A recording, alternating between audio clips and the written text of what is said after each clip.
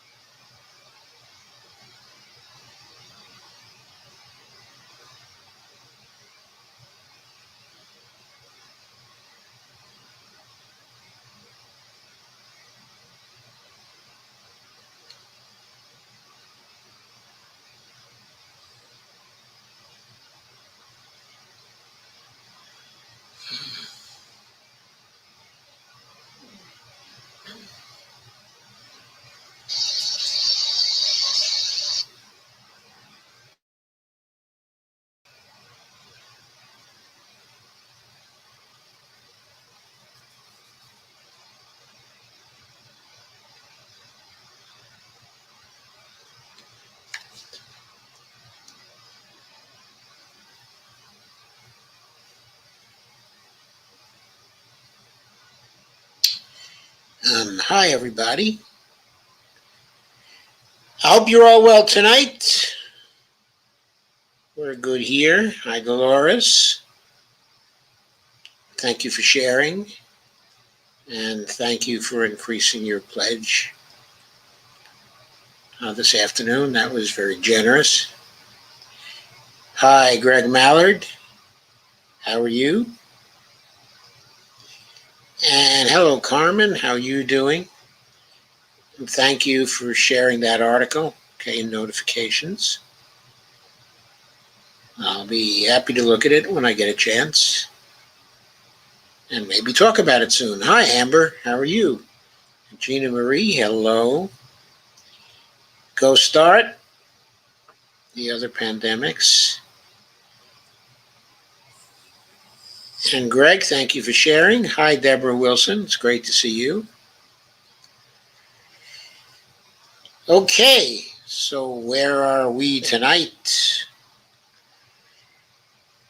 We're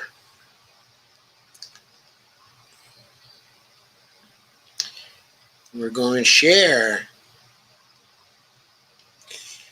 lots of things. We're going to start off with some news about Congress. Specifically, a post by Dave Sirota and Julia Rock. Guess what this one's about? Dems launch proxy war on Medicare for All. What's the proxy war? It's a war against Nina Turner. There's a picture of Nina.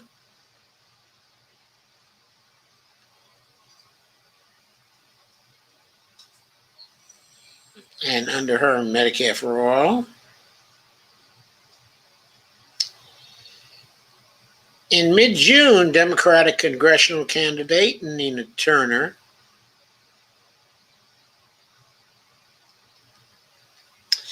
launched a television ad campaign promoting her support for Medicare for All.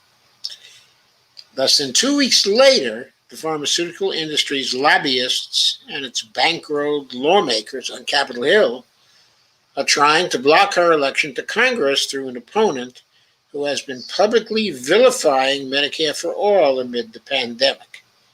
Her opponent, of course, is Shontel Brown, who's supported by Hillary Clinton, endorsed by Hillary Clinton. 2018 polls showed that Medicare for All is wildly popular in Northeast Ohio. And I'm sure it's still wildly popular 3 years later. Turner is running in a district that has been represented for 30 years by lawmakers who have supported the legislation to create a government-sponsored single-payer healthcare system.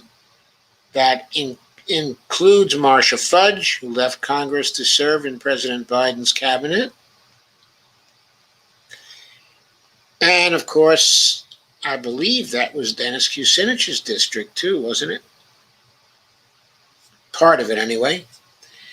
Pledging to carry on that legacy, Turner, on June 15th, launched her television shot entitled Worry, in which she talks about how her family struggled to pay health care bills, led her to support Medicare for All.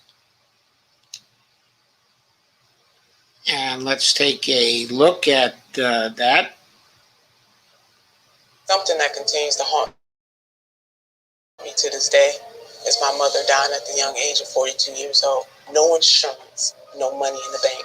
So when I fight for Medicare for All, I'm fighting for my mama who's not here and working class people who need to have health care as a right, not a privilege. The poor, the working poor, and the barely middle class should live a good life. Wealth should not dictate whether or not you have access to health care. I'm Nina Turner, and I approve this message. Great message, short and sweet, heartfelt. The very next day, corporate lobbyists held a Washington fundraiser for Turner's primary opponent, Shontel Brown. And among those headlining the fundraiser was Jerome Murray, a registered lobbyist for the Pharmaceutical Researchers and Manufacturers Association, which has been backing a nationwide campaign to reduce support for Medicare for All.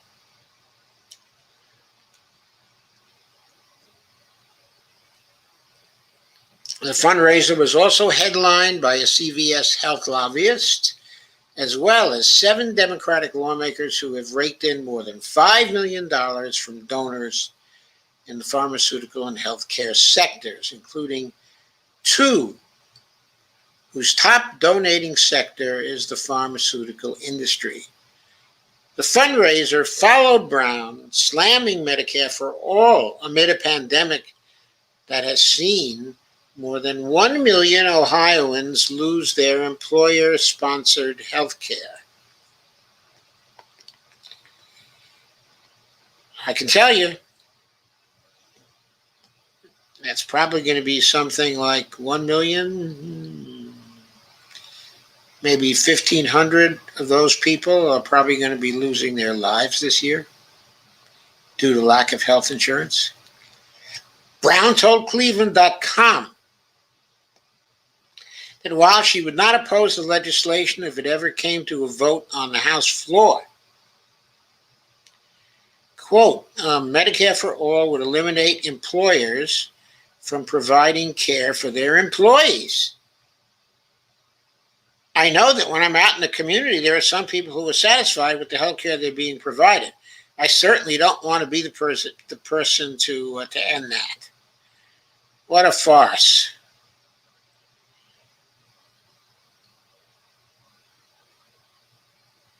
What a farce.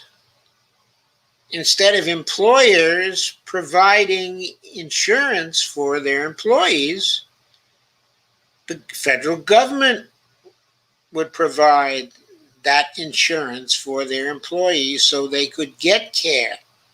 That's what Medicare for All is. It's an insurance program for everyone.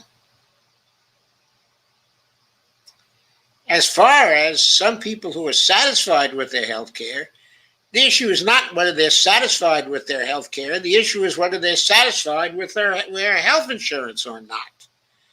Are they really satisfied with those premiums they're paying, with those co-pays they're paying, with those deductibles they're paying? I seriously doubt it. And I seriously doubt that they wouldn't thank her for being the person to end coverage from insurance companies and supply instead coverage from the federal government with no premiums, no co-pays, and no deductibles. Brown then rolled out an endorsement from Hillary Clinton, who infamously used her 2016 presidential campaign to declare that Medicare for All would, quote, never, ever happen, unquote. And then she wondered why she lost the presidential election to Donald Trump. Now, I know there were many things that caused her to lose that presidential election. She could have visited Pennsylvania, Wisconsin, and Michigan, maybe, a few times. Had she done that, she probably would have won. She could have told people that she was going to get them Medicare for All. If she had told them that, she would have won. She could have stopped supporting the TPP even before she started running for president and came out against it. That probably would have swung over the few votes she needed to win. But one very, very big thing that stopped her from winning was that she told people Medicare for All would, quote, never, ever happen. I mean, I know when I heard that, it just exacerbated my hate for the lady. Now, U.S. Representative James Clyburn, one of the Democratic Party's most outspoken opponents of Medicare for All, is intervening to try to halt Turner's rise in the polls. Clyburn has vacuumed in more than $1 million from donors in the pharmaceutical industry, and he previously made headlines vilifying Medicare for All during the 2020 presidential primary. When a Medicare for All bill was first introduced in 2017, Clyburn signed on as a co-sponsor, but 2 years later, Clyburn removed himself as a sponsor and turned against single-payer health insurance, arguing that it would hurt the party in congressional elections. Not that it wasn't the best policy, not that it wouldn't be great for people, but that it would hurt the party in congressional elections politically. Days before the South Carolina primary, Clyburn endorsed Biden, arguing that Democrats who supported Medicare for All had not helped the party win back its House majority in 2018. Exit polls showed that a majority of South Carolina primary voters supported Medicare for All. And by the way, it's ridiculous to say that Democrats who supported Medicare for All had not helped the party win back its House majority in 2018. Certainly, squad members did. Certainly, other people advocating for Medicare for All did. There were a lot of candidates in 2018 running on health care, running on Medicare for All. After Democrats lost a dozen House seats in the 2020 election, Clyburn blamed progressive policies, including Medicare for All. Said, quote, if we're going to run on Medicare for All, defund the police, socialize medicine, we're not going to win, unquote. Well, Medicare for All is not socialized medicine, schmuck. It's socialized insurance. Can't tell the difference between socialized insurance and socialized medicine? And second of all, of course, the record shows that those Congress people who ran for re-election in 2020 and advocated for Medicare for all won their seats. And the Congress people who lost their seats were Congress people who were not advocating for Medicare for all.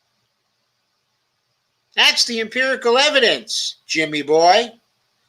Clyburn said on a call with Democrats about the upcoming Georgia Senate election,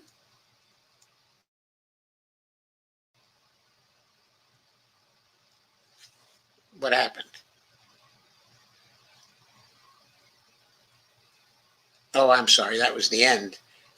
Clyburn said on a call with Democrats about the upcoming Georgia special election. So there was that empirical evidence. Anyway, I thought you ought to hear about that. Clyburn's not one of my favorite people.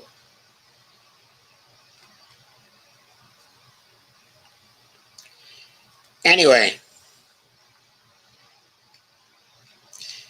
there's Nancy Pelosi, and here's the second piece having to do with Congress that I want to call to your attention.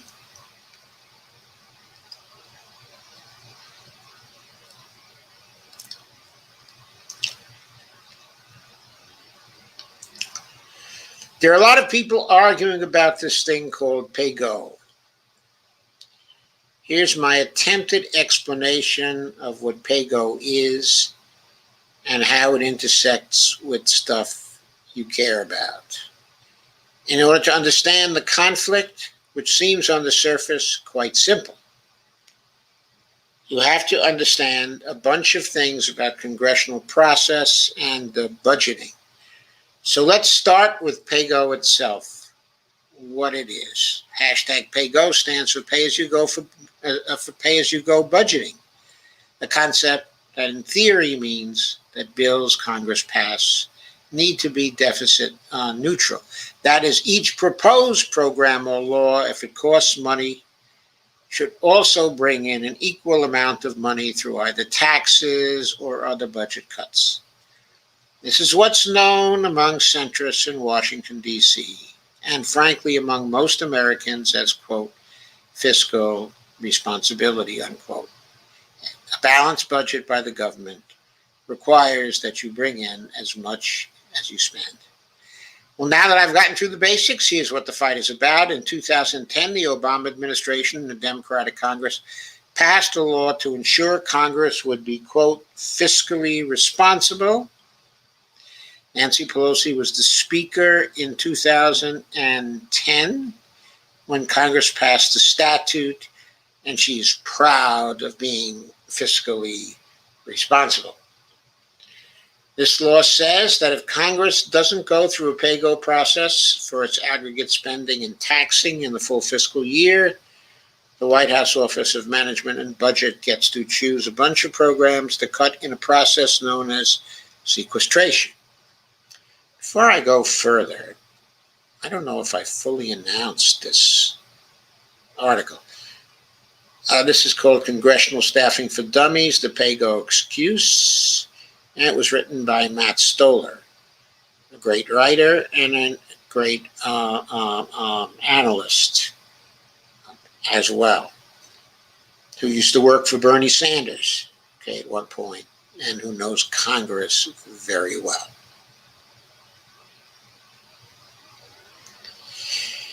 This law says that if Congress doesn't go through a pay-go process for its aggregate spending and taxing in the full fiscal year, the White House's Office of Management and Budget gets to choose a bunch of programs to cut in a process known as sequestration.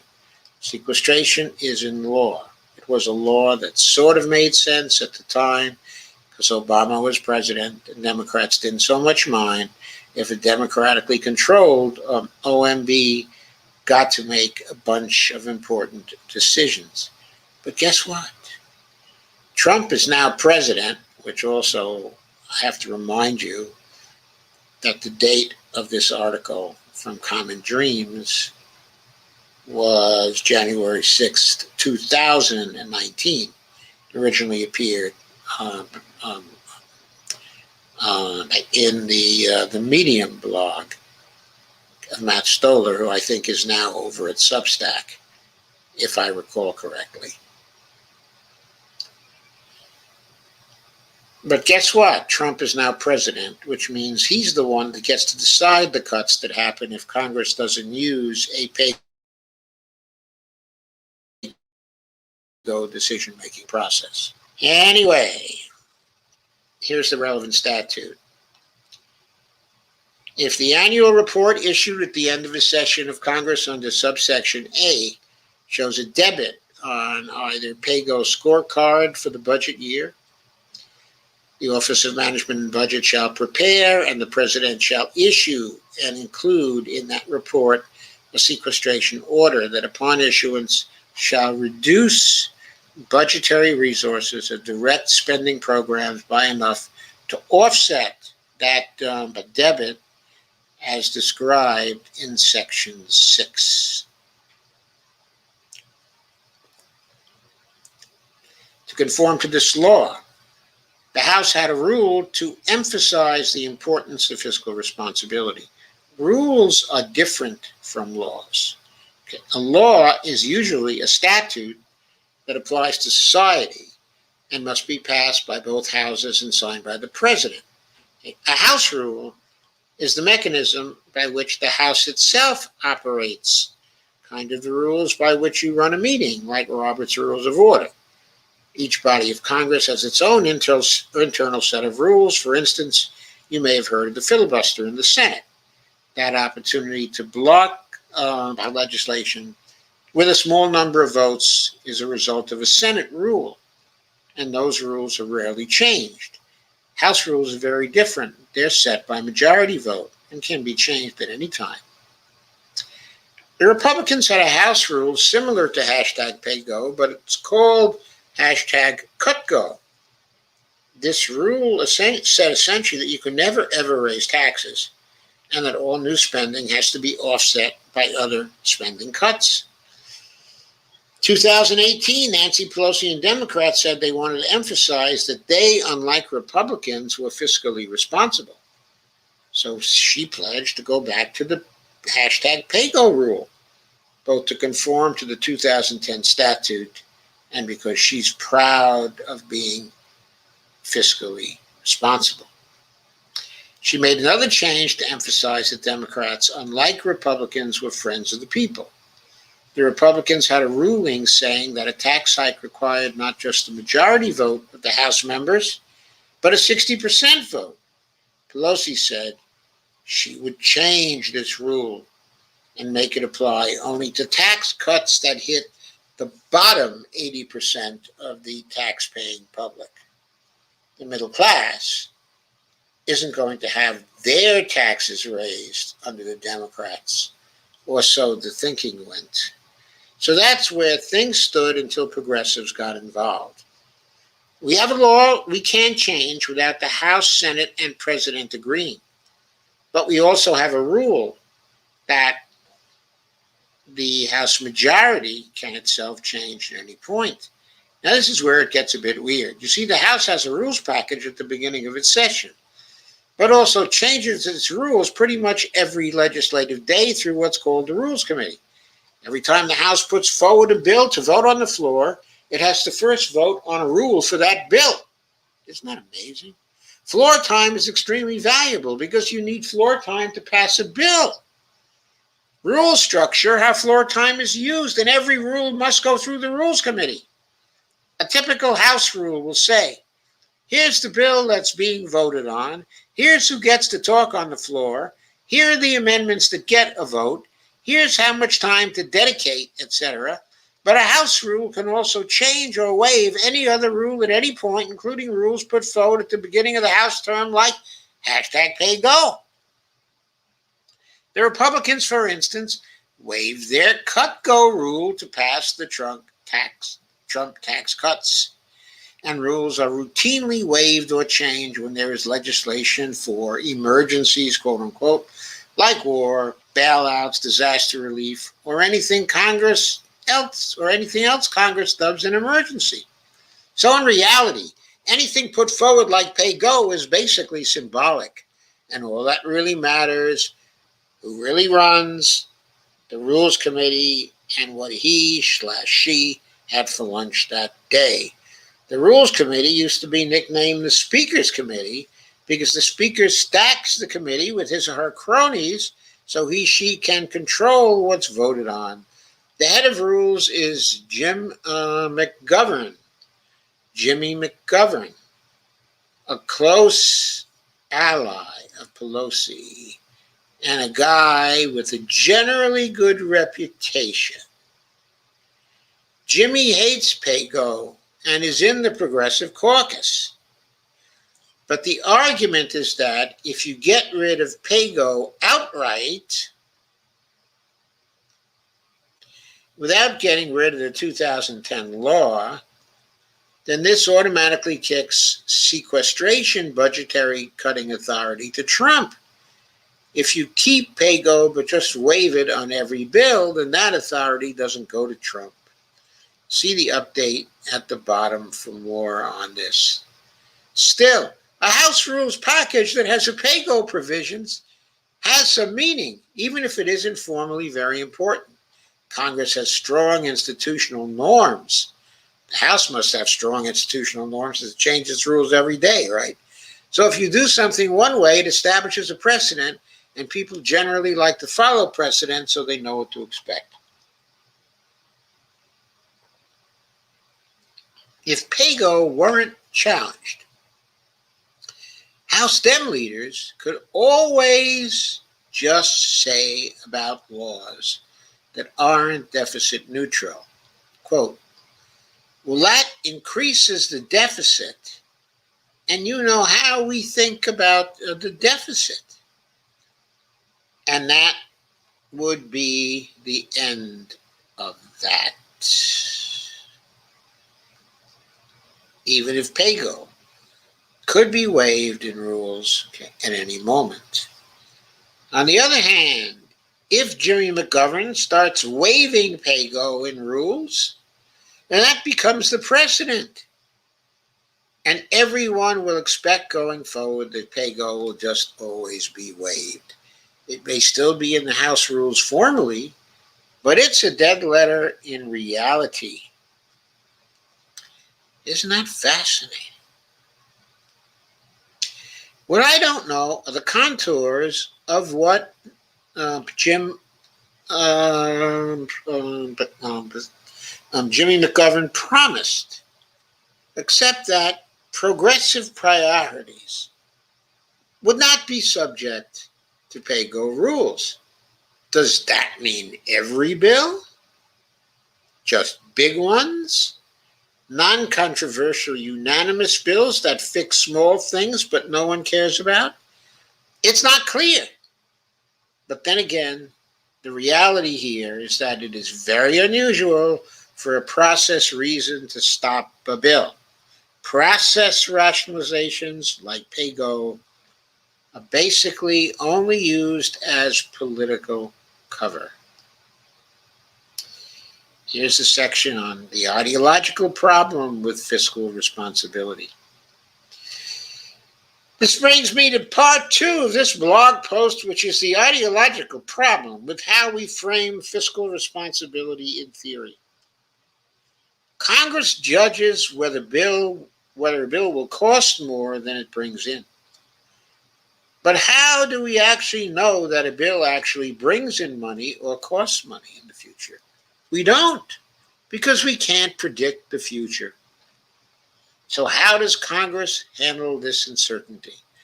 Well, in 1974, Congress hired a bunch of economists at what's called the Congressional Budget Office to make these projections and evaluate each piece of legislation. CBO is nonpartisan, in theory, I add. But he says, so in theory, and if the economists had good models, this would seem to solve the problem, right? Well, not exactly. First of all, CBO is wrong quite often. That's just life. Predicting the future is impossible. Some estimates are better than no estimates, right? Well, once again, not exactly. CBO is wrong in dangerous ways.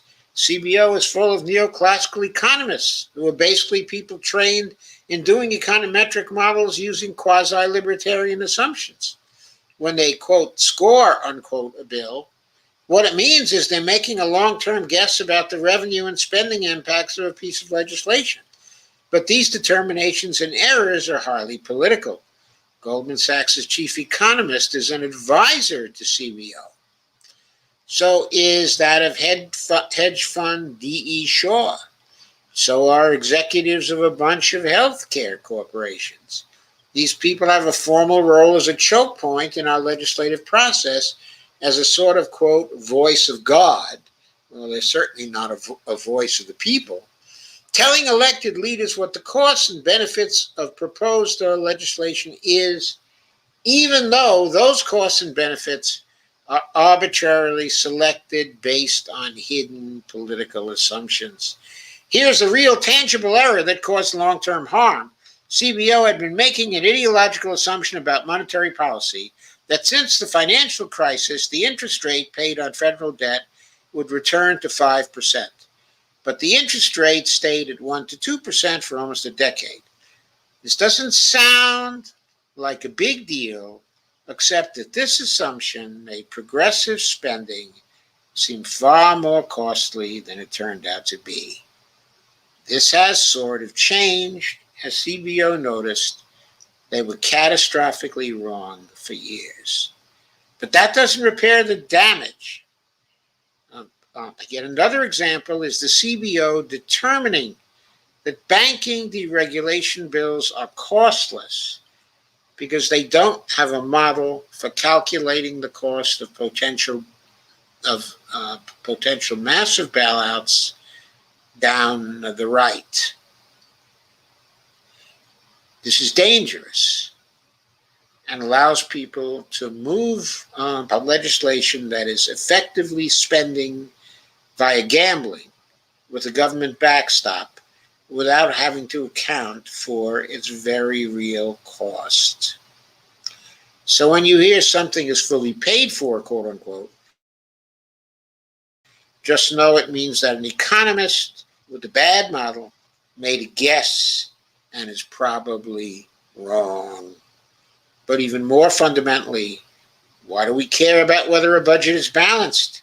We didn't really have this weird fetish over deficits and an accumulating national debt until the 1970s.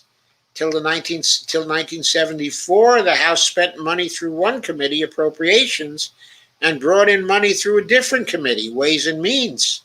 Boy, we need to go back to those days. If the government spent more than it taxed, it had to borrow money by issuing debt. If it spent less than it taxed, it retired debt. This debt is managed by a combination of the government's Treasury Department and the government's bank, which is called the Federal Reserve. The federal debt is older than the Constitution, so if there are long-term problems, they haven't shown up in 200 plus years. So why do people play this game of saying, quote, we must reduce the deficit, unquote? Well, that's an ideological question more than anything else. You might hear that America could go bankrupt, but that is a ridiculous notion. We owe dollars mostly to ourselves, and we print dollars. America can no more run out of dollars than a bowling alley can run out of strikes. It gets even more ridiculous when you start to think about what public debt actually is. Look in your wallet, take out a $20 bill. To you, that's a bunch of money. It's an asset you can spend on stuff or use to pay your taxes. But if you look closely, the bill itself is inscribed with an expression meaning that it's an obligation for the federal government to the holder of the bill. Yes, that $20 bill to you is a $20 piece of federal debt, and it has value to you precisely because it is an obligation of the federal government. There's trillions of this stuff in bonds and bills. In fact, the only real difference between a $10 bill and a $10 bond is that the $10 bond pays an interest rate. Printing money and or issuing debt is actually super useful for people who need to pay for things in dollars, which is all of us. So saying we have to reduce the debt is dumb for all sorts of reasons. Maybe we do, maybe we don't, but it's just a question of whether there's enough money in circulation. And since we're growing all the time, we ought to be printing money all the time. In other words, money is a made-up political commodity. This is a huge deal, and it's something that fancy people in suits spend a lot of time trying to lie to people about. Because if the truth were to come out that balancing the budget is just cover for letting neoclassical economists have a chokehold on how our democratic institutions operate, then the people themselves might want to spend some of it on things like healthcare or nice things for themselves, instead of the wars and bailouts that are somehow always emergencies and exempt from these pay-go rules. Why does Nancy Pelosi want to retain pay-go rules? I don't really know. I think that a lot of it is her reading of that 2010 statute and a leeriness of Trump grabbing power and just doing sequestration. But I also suspect it's ideological. In 1974, as part of the neoliberal revolution, Congress created CBO and the modern budgeting process.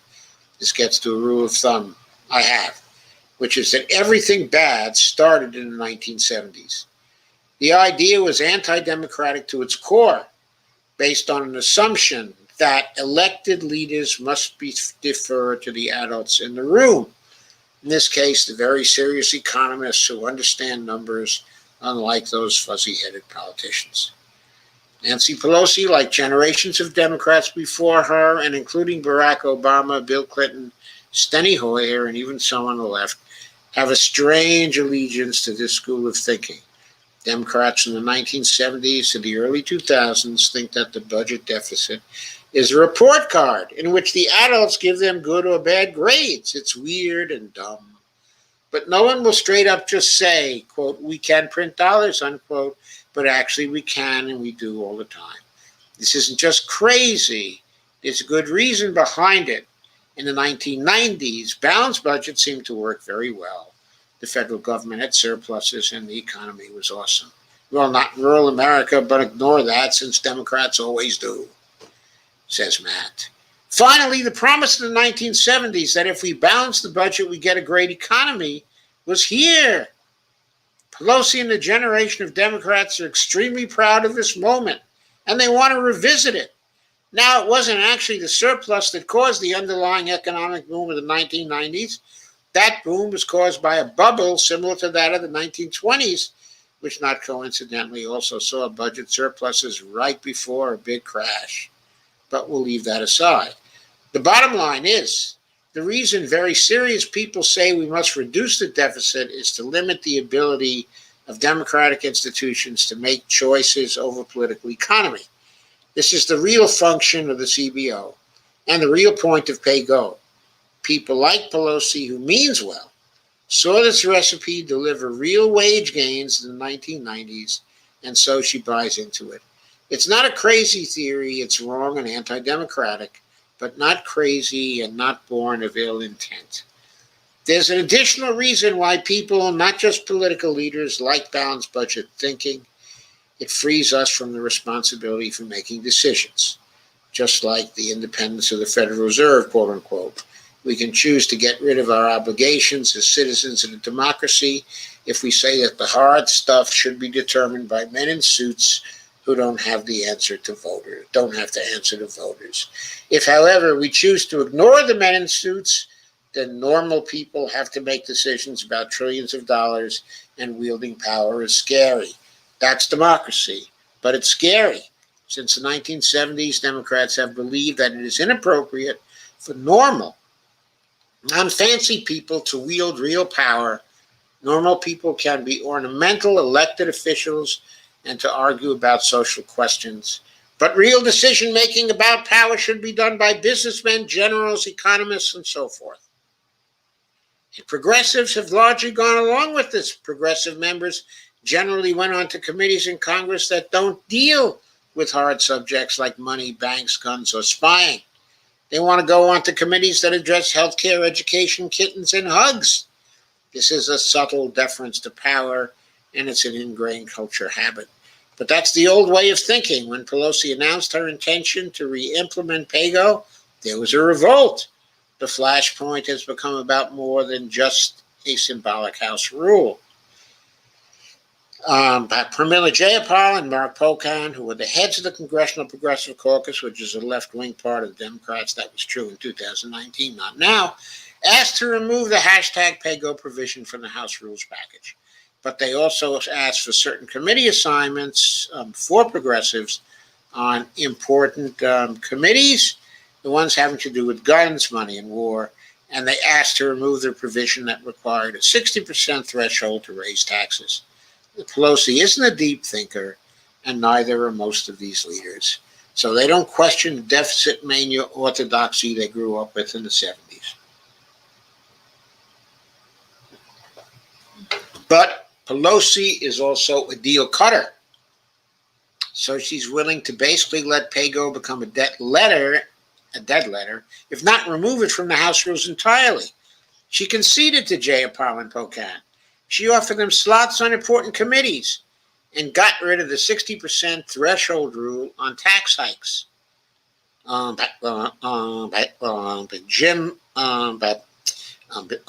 McGovern promised to waive PAYGO in the Rules Committee when bills go to the floor. So any symbolic power PAYGO has is gone, and it will likely be removed next Congress. Well, it wasn't removed next Congress. It's still there. There are exemptions for Medicare for All legislation, though, for the duration of the pandemic, and Green New Deal legislation also for the duration of the pandemic. When that emergency is gone, though, PAYGO rules are still going to apply. Just didn't get rid of it. Some people think that Jimmy McGovern is lying. He's not. Despite politicians having reputations as dishonest, most usually don't straight up lie. They dissemble, and they really lie to each other. Okay, if but Chairman McGovern wanted to stop Medicare for All, he can come up with many excuses to do that, including, quote, I'm the head of the Rules Committee. The answer is no, unquote. That's good enough. So he isn't lying because he isn't a liar, but also he doesn't need to lie. So the rule is probably meaningless, but that doesn't mean the fight is over, because the 2010 law is still on the books, and it cannot be removed by just the House Rules package. Jayapal and Pocan have pledged to work on a law to get rid of that, and I'm told they introduced one today. Anyway, that's where things are. The progressives, this was in 2019, pretty much got what they wanted. There were a number of political leaders saying, quote, hell no vote against the PAYGO rules, unquote, and a number of pundits encouraging this fight. I can't say it's wrong, since attacking budget balancing orthodoxy is useful, but I will note that it's a bit of a misplaced focus. Take yes for an answer and move on to the next fight. Okay, the next fight is both repealing that 2010 law and restructuring CBO so that it is no longer a weird power center floating in Congress with veto power but no accountability to elected leaders. But that's for another day. And there was an update. The argument from Pelosi's staff is that the 2010 statute requires pay-go rules in the House, or else the sequester authority passes to Trump's OMB. I made calls and reread the statute, and I don't think this is true. First of all, nothing in the statute says anything about House rules, though there is something in there about needing a determination from the heads of the different budget committees. Second of all, the sequesters are fairly automatic, so Trump doesn't have much discretion on what to cut, although I'm not as sanguine on Trump adhering to laws as some people who have explained this to me. Third, the only thing that you really need to do deficit spending is a waiver on the pay-go law, which are always a part of negotiations for new taxing and spending laws. The charitable reading for Pelosi is that having pay-go on the rules is a reminder on every bill that eventually spending that isn't budget neutral and isn't emergency spending or otherwise doesn't have a waiver will cause a sequester at the end of the year. The Republicans, for instance, just forgot about the pay-go statute when they passed their 2017 tax cut and had to scramble to negotiate a waiver. The uncharitable and frankly more likely reading is Pelosi just wants pay-go in the House rules for ideological reasons. Steny Hoyer and Pelosi are emotionally quite attached to fiscal responsibility, quote unquote. Either way, this doesn't really change my analysis because Pramila and Pocan did get a deal to waive hashtag pay-go, and the ideological debate is what matters. It's not like anything is going to be held back because of hashtag pay-go.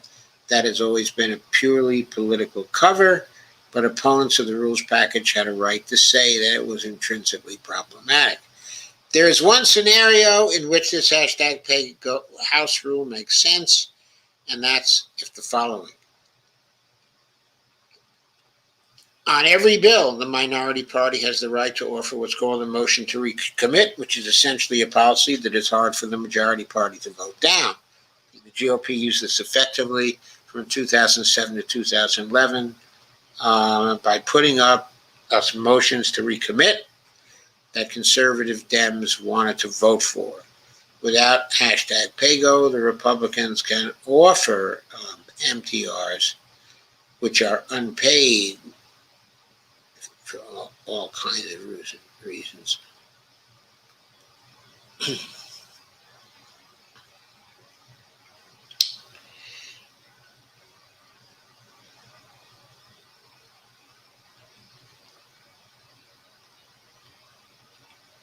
I'm sorry, I seem to have lost my thread here.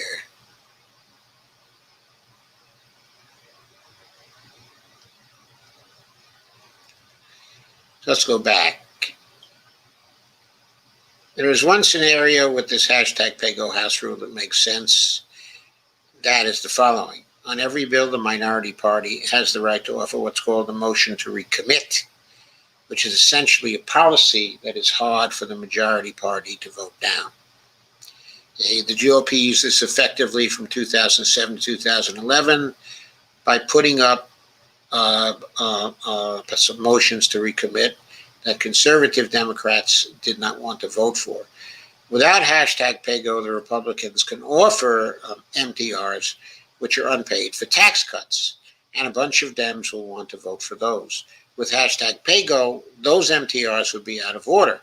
There are reasons this is a bit silly, like the Dems could pass pay-go just for MTRs.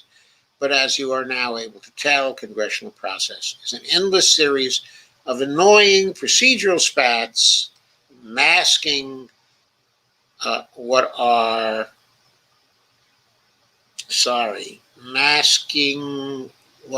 political decisions.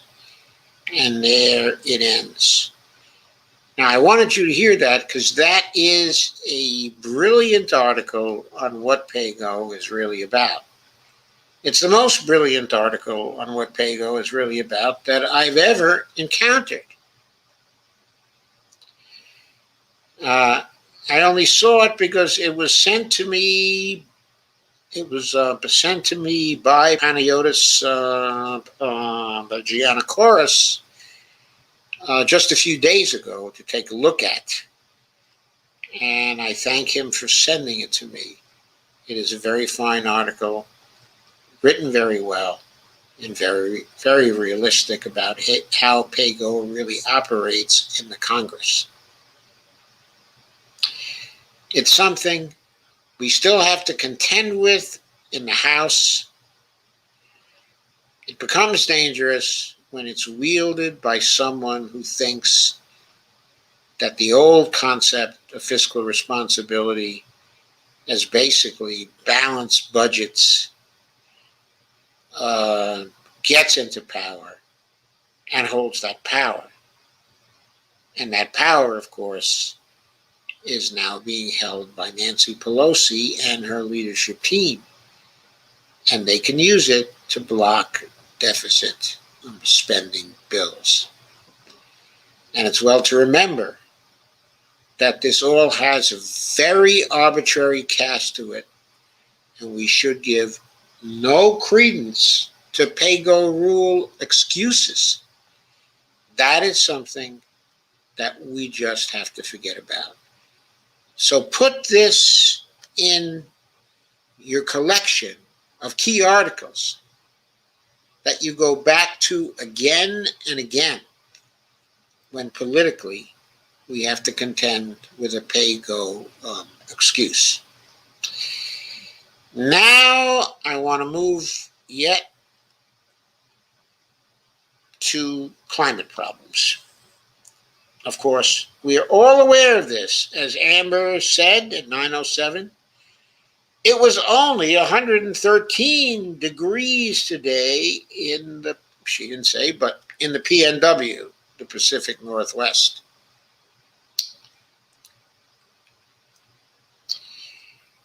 A lot of stuff has been going on. Here's a piece. Oh, I'm sorry, I picked up the wrong one. That will come later.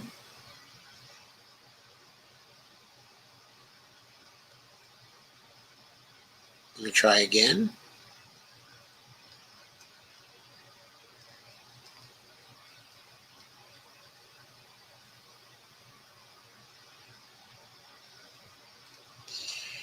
Here's a piece on the draft climate report. It's a draft, but it was leaked by the IPCC.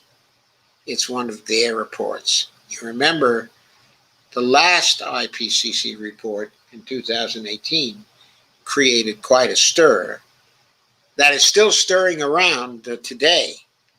It basically gave us till 2030 to get on top of climate change and begin to cut down on our CO2 emissions drastically. Okay, so this article is from France 24, and it says, quote, "The worst is yet to come," unquote. Draft UN climate report warns of drastic changes over 30 years. This was issued on June 30th and June 23rd, 2021. Okay, I'm not going to play the video because that will take too long, but I will go through the article. Climate change will fundamentally reshape life on Earth in coming decades, even if humans can tame planet-warming greenhouse gas emissions, according to a landmark draft report from the UN's climate science advisors obtained by AFP. I think AFP is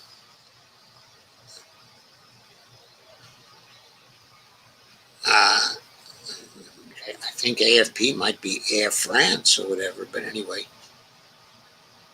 I'm sure that's not it. I'm not sure what AFP is. Species extinction, more widespread disease, unlivable heat, ecosystem collapse, cities menaced by rising seas. These and other devastating climate impacts are accelerating and bound to become painfully obvious before a child born today turns 30. Well, if that's true, we have some grandchildren, one about to turn 16 and the other 13.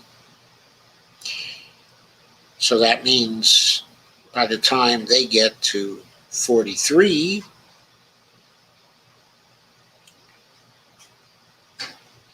um, actually, by the time they get to 46 and 43, the choices the societies make now will determine whether our species thrives or simply survives as the 21st century unfolds. The IPCC says in a draft report seen exclusively by AFP. But dangerous thresholds are closer than once thought, and dire consequences stemming from decades of unbridled carbon pollution are unavoidable in the short term. The worst is yet to come, affecting our children's and grandchildren's lives much more than our own, the report says. By far the most comprehensive catalog ever assembled of how climate change is upending our world, the report reads like a 4,000-page indictment of humanity's stewardship of the planet. But the document, designed to influence critical policy decisions, is not scheduled for release until February 2022. Too late for crunch UN summits this year on climate, biodiversity, and food systems, some scientists say. In response to AFP's reporting, the IPCC released a statement saying it, quote, does not comment on the contents of draft reports while work is still ongoing. Allies into enemies. The draft report comes at a time of global the global eco awakening, quote unquote. It serves as a reality check against a slew of ill-defined net zero promises by governments and corporations worldwide. The challenges it highlights are systemic, woven into the very fabric of daily life. They're also deeply unfair. Those least responsible for global warming will suffer disproportionately, the report makes clear. And it shows that even if we spew record amounts of greenhouse gases into the atmosphere, that even as we spew record amounts of greenhouse gases into the atmosphere, we're undermining the capacity of forests and oceans to absorb them, turning our greatest natural allies in the fight against warming into enemies. It warns that previous major climate shocks dramatically altered the environment and wiped out most species, raising the question of whether humanity is sowing the seeds of its own demise. Quote, life on Earth can recover from a drastic climate shift by evolving into new species and creating new ecosystems, unquote, it says. Quote, again, humans cannot, unquote. Irreversible consequences. There are at least 4 main takeaways in the draft report, which may be subject to minor changes in the coming months. Excuse me a second.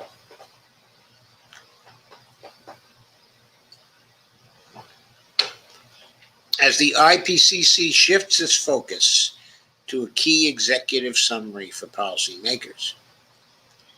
The first is that with 1.1 degrees Celsius of warming clocked so far, the climate is already changing.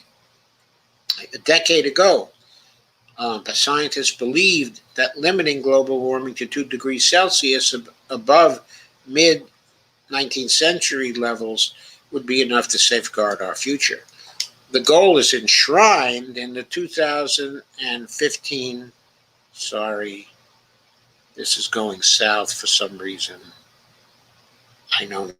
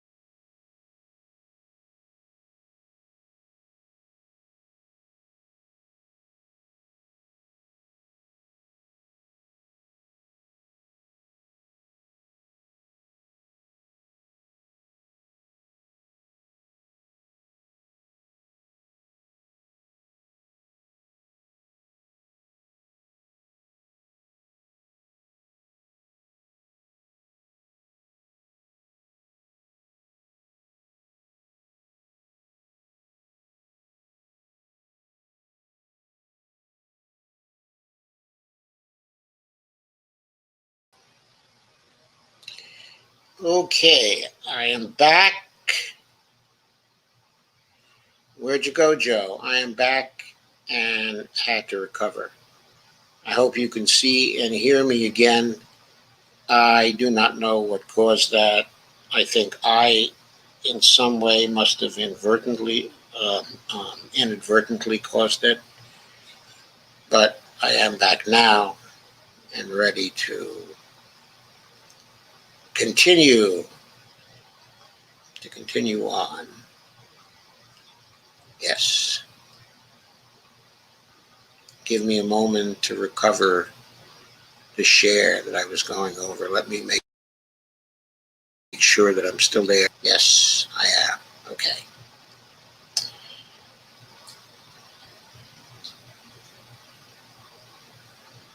So, the goal is enshrined in the 2015 Paris Agreement, adopted by nearly 200 nations who vowed to collectively cap warming at well below 2 degrees Celsius and 1.5 degrees if possible. Our current trends, we're heading for 3 degrees Celsius at best. Earlier models predicted, I hope you got that, heading for 3 degrees Celsius at best on current trends. I hadn't seen a prediction like that before. That is hugely serious. Human life on Earth would be very difficult for at average global warming of 3 degrees Celsius at best. Earlier models predicted we would not likely to see Earth-altering climate change before 2100. But the UN draft report says that prolonged warming, even beyond 1.5 degrees Celsius, would produce progressively serious, centuries-long, and in some cases, irreversible consequences. Last month, the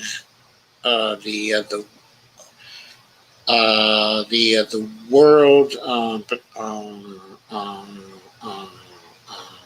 Meteorological Organization projected a 40% chance that Earth will cross the 1.5 degree threshold for at least 1 year by 2026. For some plants and animals, it could be too late. Even at 1.5 degrees Celsius of warming, conditions will change beyond many organisms' ability to adapt, unquote. The report notes. Coral reefs, ecosystems on which 500 million people depend, are one example. Indigenous populations in the Arctic face cultural extinction as the environment upon which their livelihoods and history are built melts beneath their snowshoes.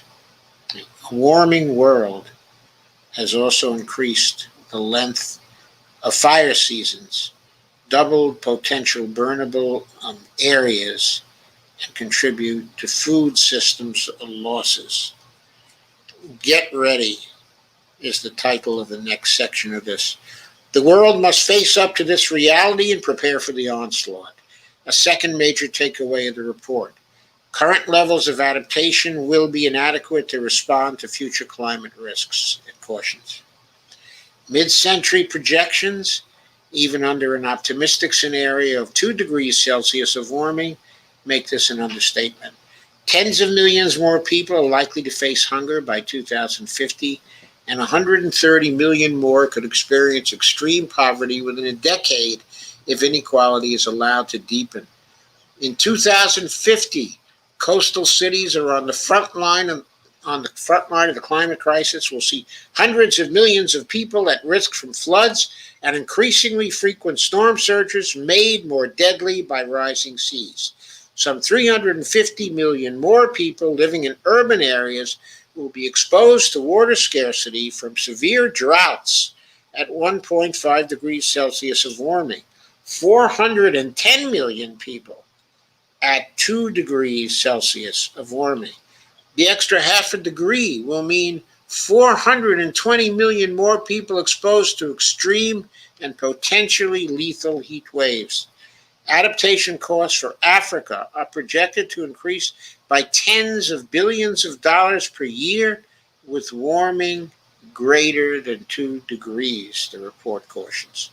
Thirdly, the report outlines the danger of compound and cascading impacts, along with point of no return thresholds in the climate system known as tipping points, which scientists have barely begun to measure and understand.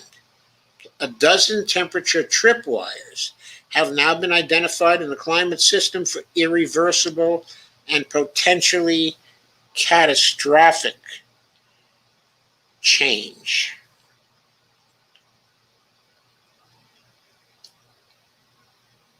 Recent research has shown that warming of 2 degrees Celsius could push the melting of ice sheets atop Greenland and the West Antarctic with enough frozen water to lift oceans 13 meters. It's 43 feet, past the point of no return. Other tipping points could see the Amazon basin morph from tropical forest to savanna, and billions of tons of carbon leach from Siberia's permafrost, fueling further warming.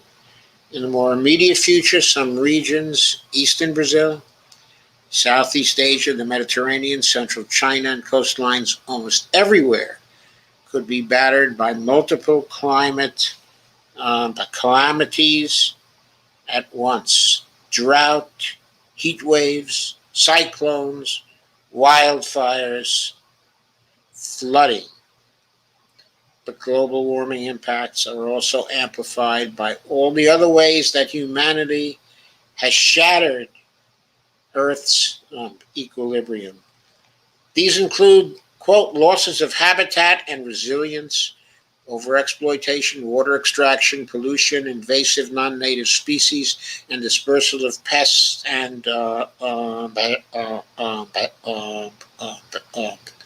diseases, unquote, the report says. There is no easy solution to such a tangle of problems, said Nicholas Stern, former chief economist at the World Bank and author of the landmark Stern Review on the Economics of Climate Change. The world is confronting a complex set of interwoven changes, said Stern, who did not contribute to the IPCC report. Quote, unless you tackle them together, you're not going to do well on any of them. Quote, transformational change, unquote. There is very little good news in the report, but the IPCC stresses that much can be done to avoid worst-case scenarios and prepare for impacts that can no longer be averted, the final takeaway. Conservation and restoration of so-called blue carbon ecosystems, kelp and mangrove forests, for example, enhance carbon stocks and protect against storm surges, as well as providing wildlife habitats, coastal livelihoods, and food security. Transitioning to more plant-based diets could reduce food-related emissions as much as 70% by 2050. But simply swapping a gas guzzler for a Tesla or planting billions of trees to offset business as usual isn't going to cut it, the report warns. We need transformational change operating on processes and behaviors at all levels. Individuals, communities, businesses, institutions, and governments, unquote, it says. We must redefine our way of life and consumption, unquote. And that is the end of it.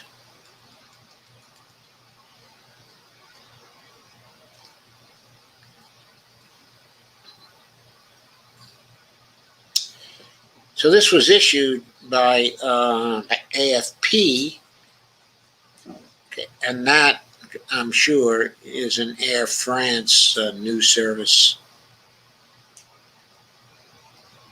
of some kind. I think France 24, if I recall, is one of the official French stations that we get on cable.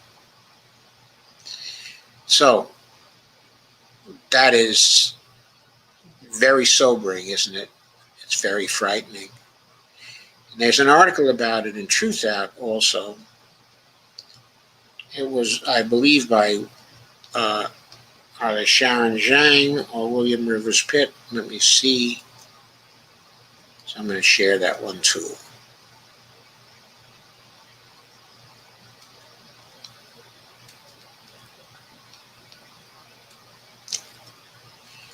And there's a picture. Our house is on fire. Protester holding a placard during a climate demonstration outside The Hague on June 24th, 2021. Okay, the Netherlands. It's by William Rivers Pitt, June 24th. The western states have been stuck in a blast furnace of hot weather as spring transitions to summer. Yes, I know, you're in the middle of that.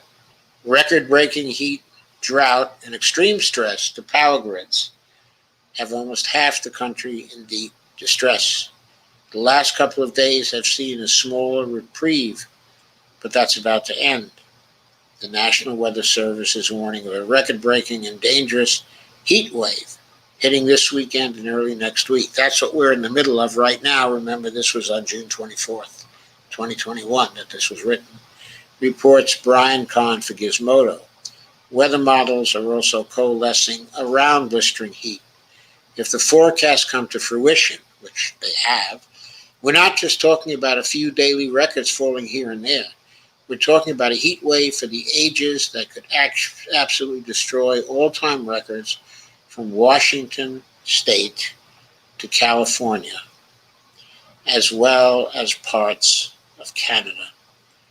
According to a terrifying, massive, and excruciatingly detailed report by the IPCC, which is obtained by Agence France-Presse, that's AFP, what is happening out west is not a meteorological fluke, but a hard look at the immediate future of the planet. Quote, species extinction, more widespread disease, unlivable heat, ecosystem collapse, cities menaced by rising seas. These and other devastating climate impacts are accelerating and about to become painfully obvious before a child born today turns 30, unquote, reports the AFP. The data and conclusions in this IPCC report are accurate. What immediately awaits us is staggering, and there's a quote from the AFP there. I've read that already, so I will skip over it here. Beyond the dire warnings contained in the report, the assessment of current efforts to curtail climate disruption is damning. One example offered is the 2015 Paris Agreement, which seeks to limit global warming to 1.5 degrees of Celsius increase, 2 degrees at most. This was based on the assumption that the Earth would not warm that much before the year 2100. According to the data included in the report on current trends, we're heading for 3 degrees Celsius at best. Last month, the WMO, the meteorological organization, projected a 40% chance Earth will cross the 1.5 degree threshold for at least 1 year by 2026. In other words, nearly every idea floated by governments to address climate disruption is woefully insufficient and out of date. Quote, current levels of adaptation will be inadequate to respond to future climate risks, unquote, reads the report. Billions face the threat of coastal destruction, drought, famine, fire, and plague, not after 2100, but today, tomorrow, and the day after that. All of this is already happening, and much of it cannot be stopped. This is no longer a theoretical exercise to solve a problem that is 80 years away. This is now, says William Rivers Pitt. One immediate example is the drought-ridden West and the massive conflagrations caused by the high heat and dry air when wildfires blaze across the West as they have with increasing ferocity as the region has warmed. The focus is often on the immediate devastation, forests destroyed, infrastructure damaged, homes burned, lives lost, reports the New York Times. Quote, but about 2/3 of drinking water in the United States originates in forests, and when wildfires affect watersheds, cities can face a different kind of impact long after the flames are out, unquote. While the report takes a dim view of current efforts to curtail climate disruption, its message is not entirely pessimistic. Much of the danger to come is already baked into the situation, yet areas of significant mitigation are possible, but only if action is taken immediately. There is very little good news in the report, reads the AFP Dispatch. But in order to make the changes that are necessary, we must redefine our way of life and consumption, says, again, the IPCC report. William Rivers Pitt asks, is the United States capable of such a radical transformation? We can't get people to wear masks in order to save their own lives and the lives of their loved ones. There are millions of dollars to be made lying to a large segment of the population about issues like climate disruption, and our governing bodies cannot summon the necessary majority to fix a pothole. Our capitalism is driving everything that is murdering the environment, oil, war, consumption, and that capitalism has powerful defenders. If the western U.S. goes up in flames like an unintended tinderbox and California's huge economy is derailed, if another major city like New Orleans is devoured by a climate storm, if the United States sees a sharp uptick in displaced the refugees from the climate, fleeing for their lives, maybe Mitch McConnell will forego the filibuster and let a solution come to a vote, but I am not holding my breath, says William Rivers Pitt, and neither am I, says Joseph M. Firestone. I always wince, says Pitt, when I hear someone saying we are, quote, destroying the planet, unquote. The planet is just fine, thank you very much. 4 billion years and counting, and we humans are to this space-bound orb what amounts to an annoying summer cold. Quote, next up, Earth appears prepared to announce, quote, let's see if another species can do better in a few million years. Pardon the mess. The last tenants were real assholes, unquote. For our own sake, for the sake of all life, and in the name of simple enlightened self-interest, we need to change everything about how we exist as creatures on this planet, and we need to do it now. It is almost, but not quite, too late. So, at this point, I hate to ask the question, but nevertheless, it has to be asked. How are we going to finance the Green New Deal?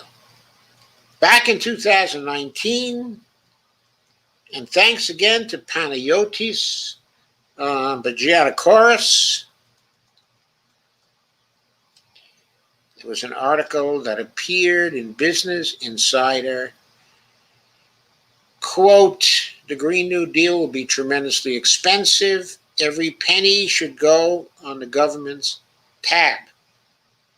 And the article was written by MMT writers, Nathan Tankis, Andres Bernal, and Raul Carrillo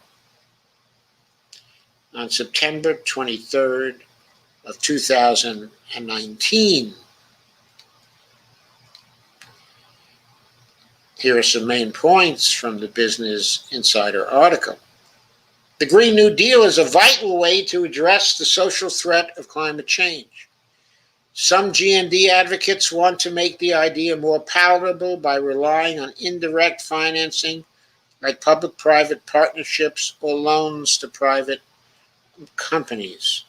While the ideas are designed to make the Green New Deal more politically palatable, indirect financing will also blunt the changes made by the Green New Deal. Therefore, the government should pay for the entirety of the Green New Deal.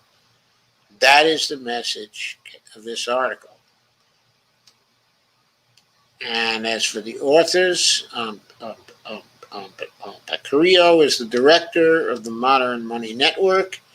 Tankis is the research director for the Modern Money Network.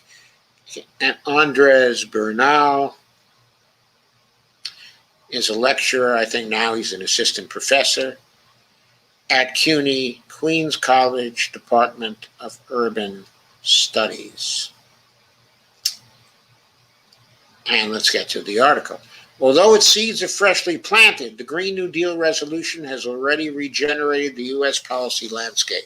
That, of course, was the resolution that was produced for Congress by Ed Markey and Alexandria Ocasio-Cortez.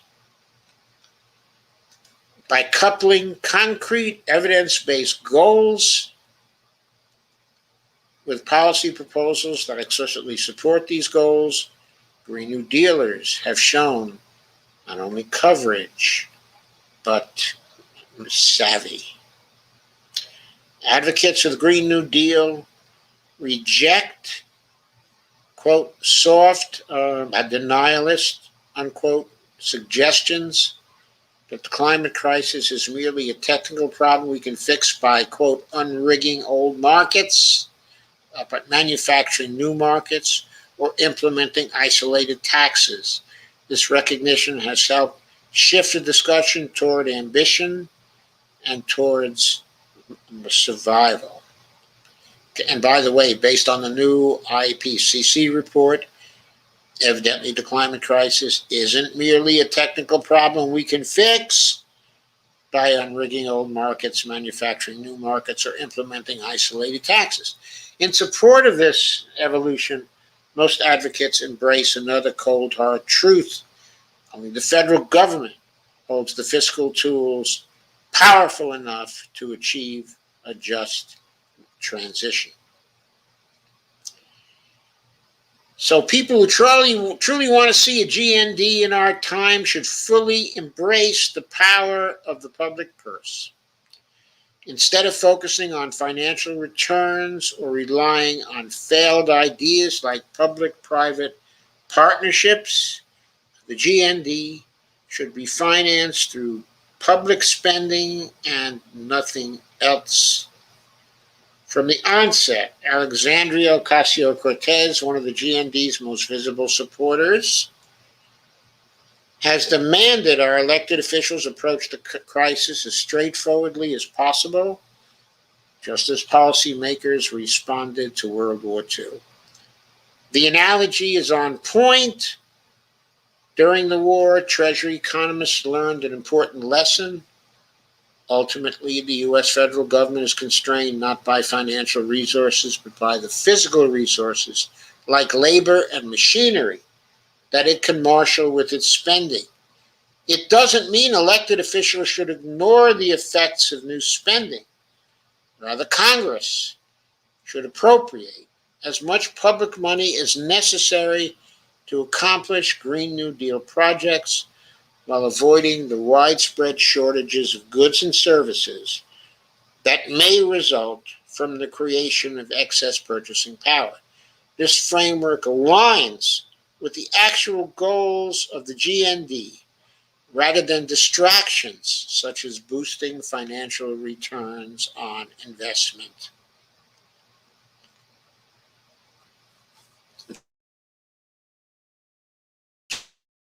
Trying to make a grain vote is a mistake. Some GND advocates want the explicitly transformational agenda to appear less costly and less invasive. Whether they do this out of concern for the, quote, price tag, unquote, or concern for a, quote, socialist label, unquote, or both, matters little.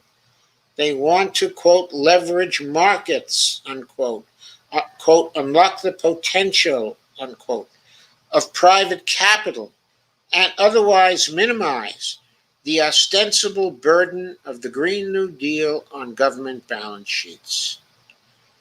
Their proposals typically involve the federal government either substituting public spending for public lending via a national development bank or a network of public banks, or taking equity stakes in private companies, thereby granting the federal government the right to a percentage of future profits as well as influence, but not ownership over the private businesses.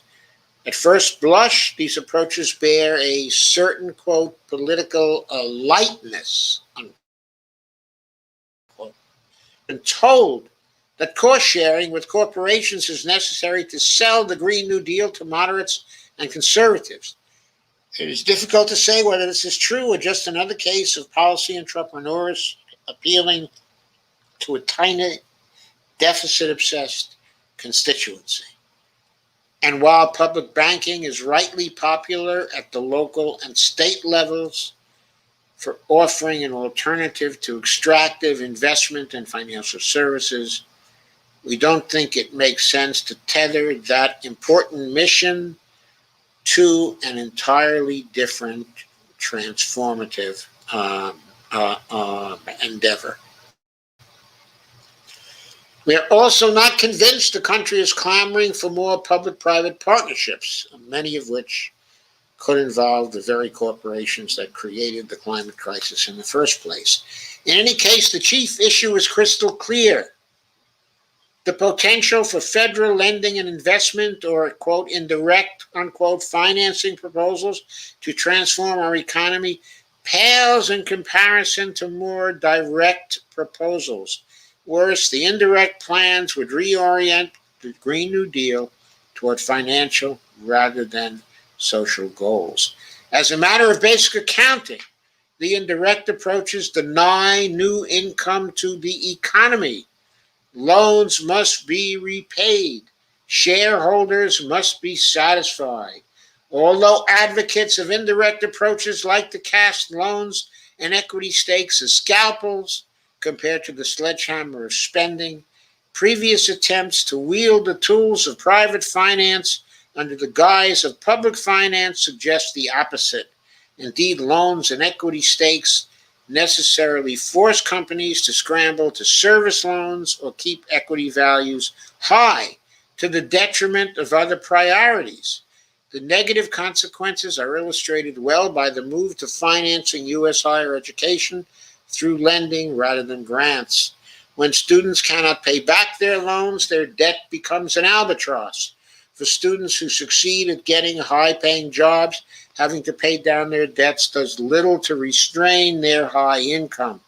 Meanwhile, the move to federal lending hasn't reduced higher education spending or inflation. In other words, this policy change has increased inequalities and worsened higher education while misdirecting labor.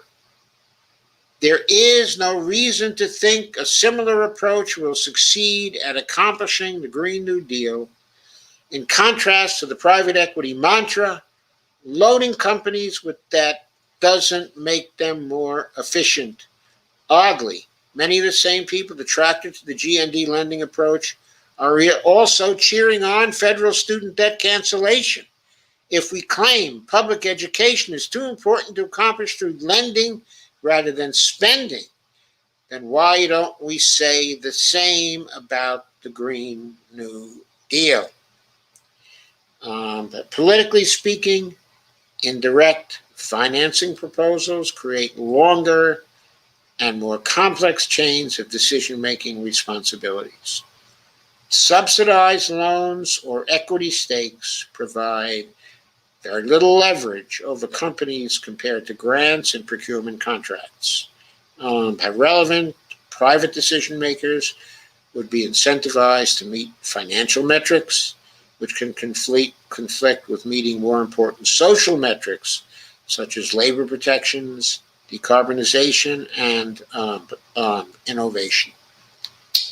Indeed, the indirect approaches abdicate the federal government's duty to meet the social goals of the Green New Deal.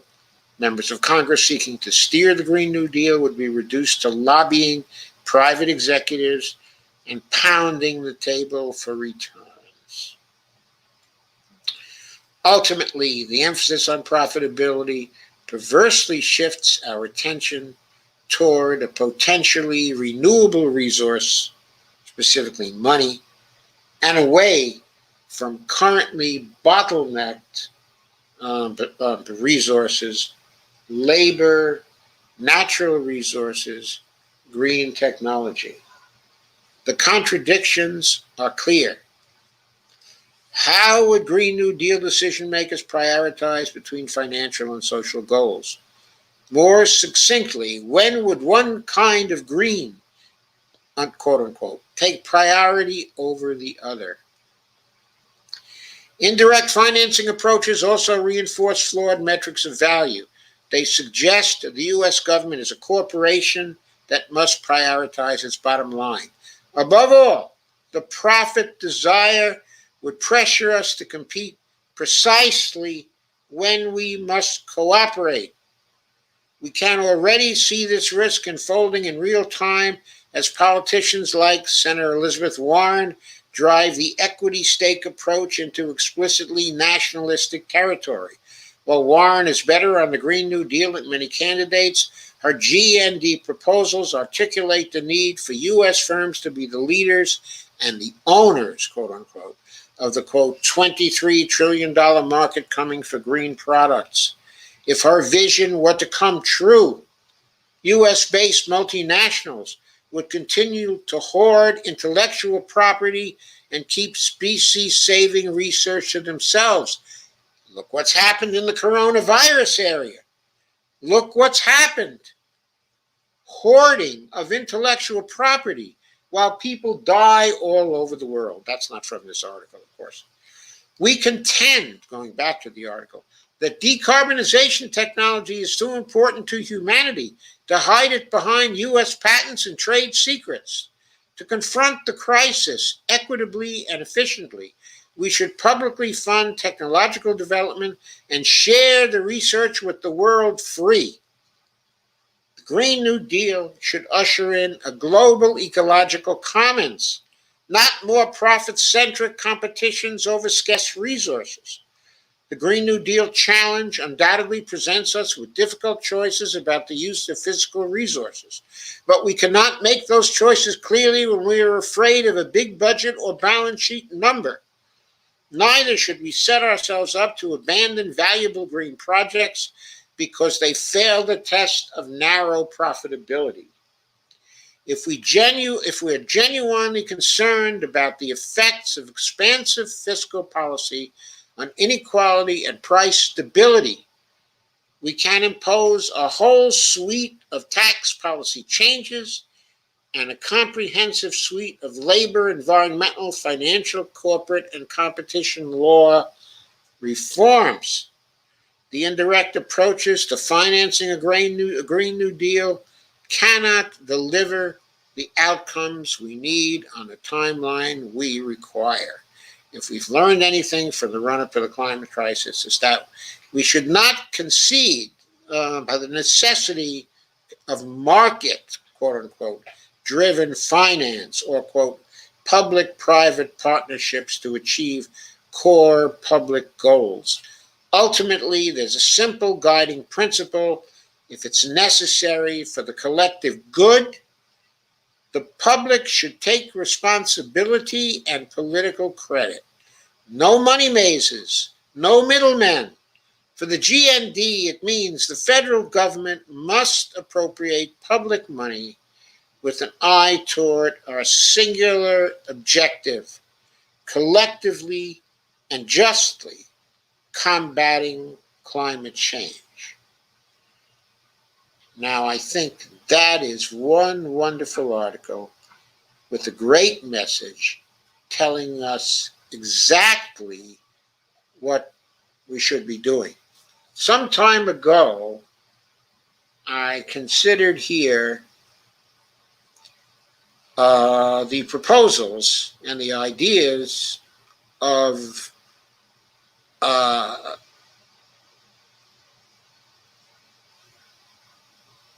oh gee, her name is escaping me now. Soleil T. Her last name is Omarova. Okay, I believe. I kept on thinking that it was actually Romanova, but no, it's Omarova. Okay, and Bob Hockett. They collaborated together, and they developed some good ideas concerning getting the private sector involved in implementing the Green New Deal. And the ideas were good. They were well formed. They were well put together. They appeared to be very promising. But I think this article that we've just gone through really blasts the basic premise of what they're proposing out of the water. Okay, it really does. It expresses with clarity the reason why,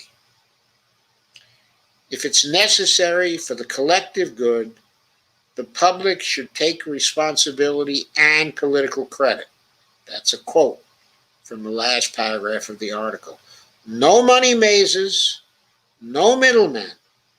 For the Green New Deal, it means the federal government must appropriate public money with an eye towards our singular objective, collectively and justly combating climate change. Okay, that's all I'm going to do tonight. Tomorrow, one of the things I'm going to come back with is this article.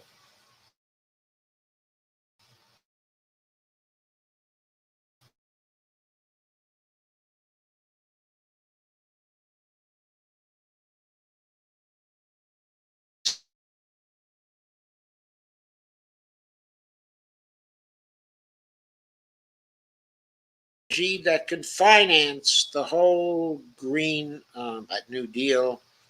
And this is an article about public banking and the Green New Deal through the promise offered by a network of public banks, state banks, over this tomorrow. And if you recall, I just got finished talking about networks of public banking with respect to their usefulness in getting for states, for helping them to remain sustainable if they took on state level programs, such as programs that were close in form to a Medicare for All program. And I pointed out that one way of increasing fiscal sustainability was for the states to have public banks that would back them up in times of trouble, with loans. I still believe that's a good idea. Of course, it would be preferable if we had a national improved Medicare for All program in the first place, so states didn't have to get into this area. That would be best. But the point is, this issue, specifically public banking getting into the area of the Green New Deal, that's a horse of a different color than what I was talking about. And next time, one of the things that I'm going to do tomorrow, at 9 p.m., is go over this particular public banking proposal. And I'll also talk, about a number, of other things. So, I've left you the link to the public banking article. I will be going over it tomorrow. Now, I'm going to shift over to your comments. Here, sorry for the interruption earlier. I think that for some reason I was moving my mouse around too much, and mistakenly, I think it was I who broke the connection to StreamYard. Fortunately, StreamYard doesn't end just because I suddenly disappear or close the StreamYard. The stream does continue. So anyway, I'm now at your comments, and I'm going to start at about at 9:08. And Bonnie says, hi everyone. Ghost Start says the other pandemics.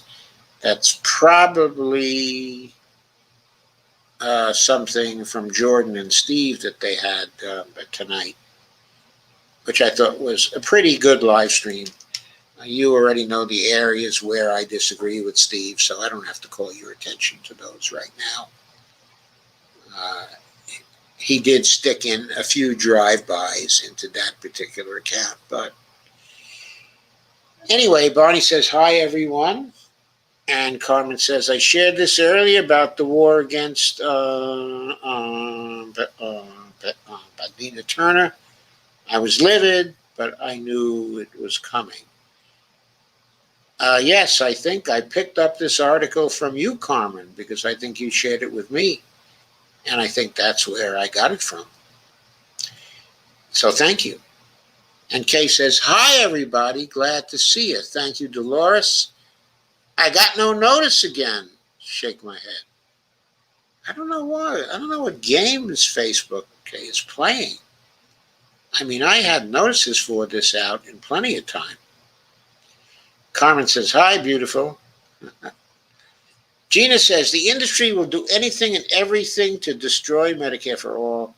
They have unlimited money and power on their side. They even create and fund research institutions that provide reports to our lawmakers and the public. It's so fucked up. It is, Gina. And Carmen says, has the cancellation of the Medicare for all been clarified? Is it on or off? Does anyone know? Steve Wolfbrand says, watching. Oops, I forgot to include Medicare for all March in previous comment. Okay, I think that it was canceled. I don't know for how long in one of the cities. It was infiltrated in one of the cities. But in most of the cities, it's still, it's going on. I'm not sure which city it was canceled in. Says Clyburn is owned by Big Pharma. Carmen says, I don't like Clyburn one bit either. And Ghost Art says, Code Pink's Rumsfeld's a war criminal. Greetings at the correspondence dinner.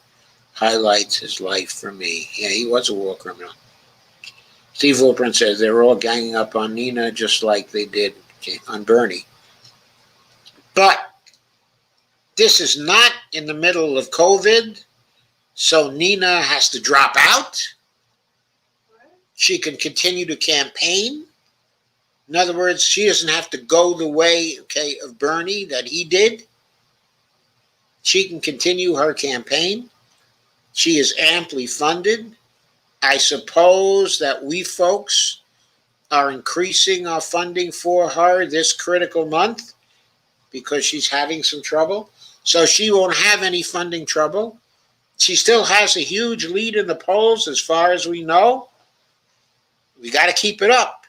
She's going to win. I don't think they're going to be able to upend her in that particular district. She's popular in that particular district. They know her for a long time in that particular district. She's got money to answer the ads against her. She will do so very skillfully and through speeches, and she is going to win. But we have to continue to help. Ghost Start says, Como Sudese, back at you, LD. LD? I think it means back at you, LD. But I'm not sure. Oh, that's probably Lana Del. LD is Lana Del. Kay says, they know Nina will give them hell in Congress.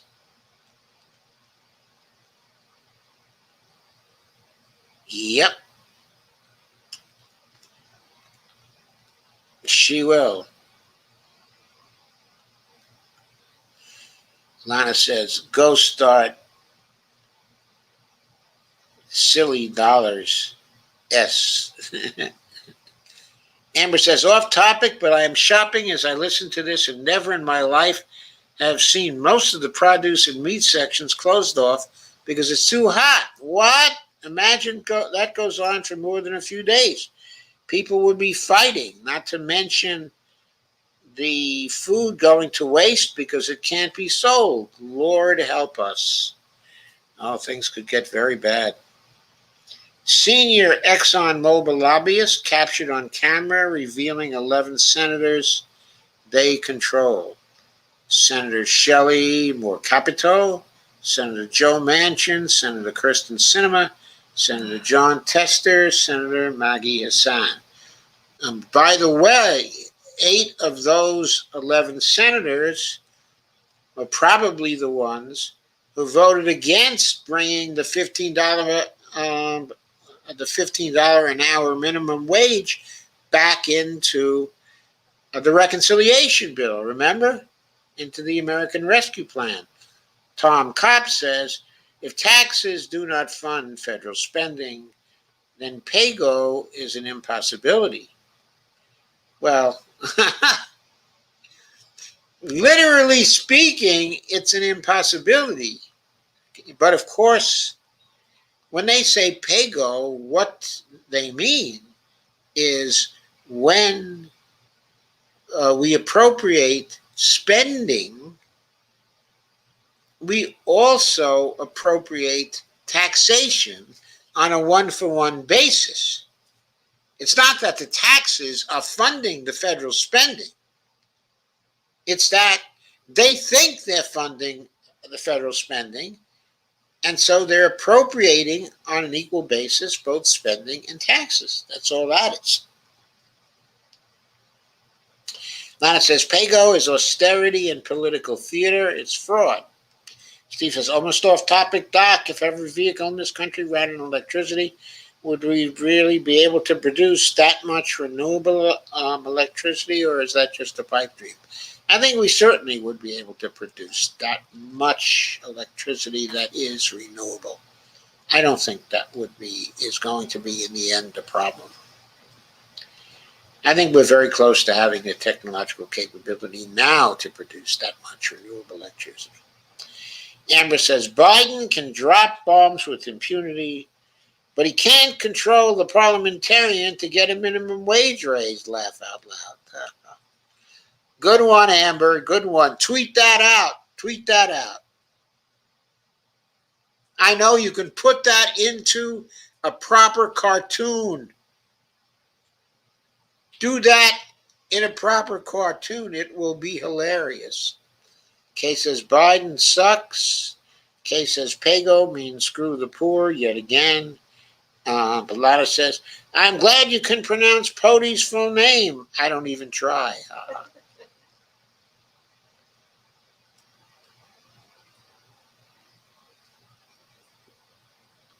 And Alana says, I meant that was a great article. Steve Wolfbrand says, Portland hit 116 degrees. Anyone who's ever been to Portland knows that's almost impossible. Once in a 1,000-year event, they said. Many died. Welcome to dystopia. Welcome to the climate emergency. Kay says, yes, Steve Wolfbrand, and this is just the beginning. Carmen Yunus says, uh-oh, this article about climate change is triggering my anxiety eating. Good thing I have some romaine, walnut, dried cranberry with raspberry vinaigrette on deck. So glad you did. Carmen says, stream dropped. Kay says, where'd you go, Joe? And Steve says, when the permafrost melts, much methane will be released. The permafrost in Siberia has even caught fire. It's a chain reaction, I know. And methane is really a problem. It's something like, it delivers something like 80 times more per unit in carbon dioxide than sorry, in terms of, greenhouse gas emissions, than simply fossil fuels or the normal things that we burn. Lana says, yes, I see and hear you. Thank you, Lana. Steve says, Doc went back to the future. And Kay says, you're back. Doc says, went back to the future. Gus says, whoopee! Tayo, get along, little doggies. It's your misfortune and none of my own. Whoopee. T-I-T-I-O. Get along, little doggies. Hashtag Jogo. And Carmen says, drop. Correction. Ghost Art says, back in the saddle again. Carmen says, 3 degrees, no more food. That's not Fahrenheit, folks. That's Celsius. Kay says, many plants and animals are already gone. Are people letting other people in their buildings when it goes to 115? I don't know. Bonnie asks whether people are letting people into buildings with air conditioning when it goes to 115. Steve asks, or says, we are hitting all the tipping points. Coral reefs are dying. We are quite fucked. I won't be here to enjoy it with Gen Z. Good luck, motherfuckers. And Kay Clark Ryan says, hate to see what my great-grandkids will have to deal with. Yeah, I'd hate to see that too. And Lana says, I can't imagine anyone with half a brain could deny that the Earth is getting warmer, especially in the last 5 to 10 years. What I can't understand is, Biden knows he probably already has great-grandkids. What's he doing? What's he doing compromising with Republicans on infrastructure bills that aren't green and that are giveaways to private industry? What the hell is he doing? Where's his backbone? Where, Bonnie says, where's his backbone? Is he too old to have a backbone? Lana says, I can't imagine anyone with half a brain could deny that the Earth is getting warmer, especially in the last 5 to 10 years. Lana says, I read a few years ago that Florida mangroves were immeasurably moving inland. They know. Steve says, this rock is probably built for about 500 million passengers, like it or not. And right now we got what? 8.5 billion passengers? Carmen says, a friend said the streets are buckling in the Northwest. Yeah, that's the news that they're buckling, okay, in the Northwest. But Amber's there, and she will tell us.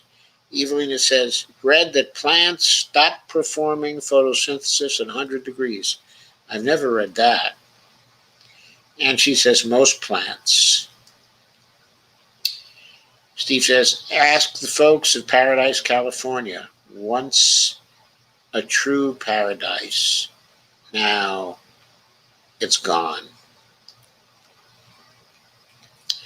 Kay says, Evelina Pont, the trees out in Oregon are already looking half dead. Amber says, some plants thrive in the heat like peppers, so not so sure that's true that photosynthesis doesn't occur over 100 degrees. To be fair, many crops do not thrive in the heat, so it could be a serious problem in the future. Isn't it a serious problem for wheat? Carmen says, oh God, I'm digging out the strawberry Pop-Tarts now. Joe, this is not helping my anxiety. I have nieces and nephews, you know. Evelyn says, Amber H.K. Grugo, yes, I meant most plants. Steve Wolfbrand says, when the trees get sick from climate change, the bark beetles come in to finish them off. We have dead trees everywhere here. They're basically kindling to cause more fire. Kay says, I follow Tom Hartman's show, and he is in Portland, Oregon, so I get firsthand info. Garstut says, at least 393 deaths in BC, Oregon, and Washington being investigated in connection with the heat wave. BC, British Columbia, of course. BBC News confused Bill Clinton for Bill Cosby today. That's a riot. Kay says, we have way too much privatization in this country. Steve Wilbrand said, the oceans are absorbing all that heat. At some point, it will be released. Ghostart says, hashtag Biden 1881A today trended all day. Yes, I know that was trending all day. That's Social Security Act, Section 1881A, that gives Biden the power to declare an emergency and give everyone free Medicare. Free Medicare. He can do that on his own authority. He does not need Congress. Kay says the Arctic and Antarctic are already melting and Siberia is burning. Steve Wilburn said there's some weird bacteria and viruses frozen under that ice, could come back to life. Mother Nature doesn't like to be fucked with. Deborah Wilson says, great show tonight, Joe. Thank you, Deborah. Carmen says, I never get notices either. FB sucks. Folks, Tuesday, Wednesday, and Thursday, and Saturday at 9 p.m. I will be there. If you've not gotten a notice by 8:30, go to my Facebook page. There will be a notice on my Facebook page. I always post them to my Facebook page. How about YouTube? Well, when it comes to YouTube, okay, I post a notice on Twitter. Okay. And I get helped actually by Dolores and by Lana. And Kay says, I guess FB doesn't want me to be here, laugh out loud. Kay says, Ohio wants Medicare for all. I think Ohio does want Medicare for all. In fact, I said yesterday, okay, in the live stream I did, that though I don't think that Medicare for all will start in Ohio because the legislature is dominated by the Republicans, if it starts in Minnesota, okay, and Illinois and Michigan, that it's going to spread to other states, eventually even to Ohio and Indiana. Steve Wolfbrand says, I hope Rumsfeld is roasting like a pig on a spit in hell. Sorry, but that's how I feel. Ghostdot says, Nina raised $1 million on Clyburn's endorsement of her opponent. Nice follow for her record day after HRCs. Yes, but Chantal Brown is also raising a lot of money based on her endorsements from HRC and Clyburn. She's probably going to have the money to compete with Nina and to drive up the negatives. They're going to try to drive up the negatives that Nina has, brand her as a socialist, and hope that that's going to cause her to be defeated because they think the people in her district are not going to like any damn socialists.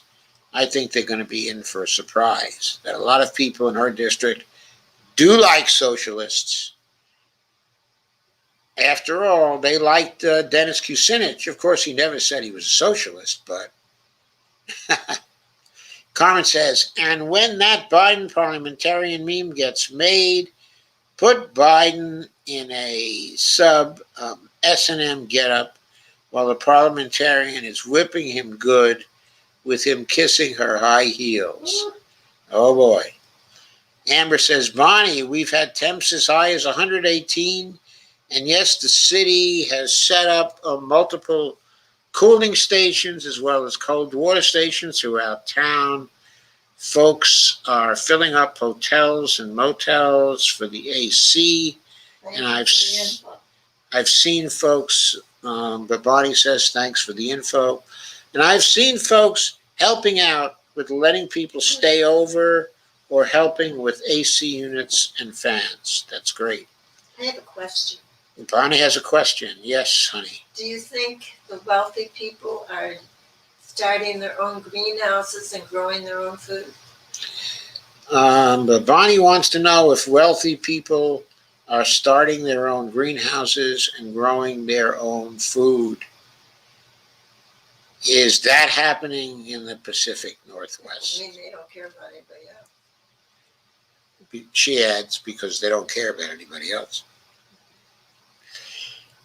And Steve Wolfbrand says the Northwest has no air conditioning. It's never been necessary before. Amber says yes. In Tukwila, Washington, the road was buckling. Amber says, we did have one elderly death related to heat. Her house was 95 inside when responders found her. It's the most vulnerable. Who will suffer the most?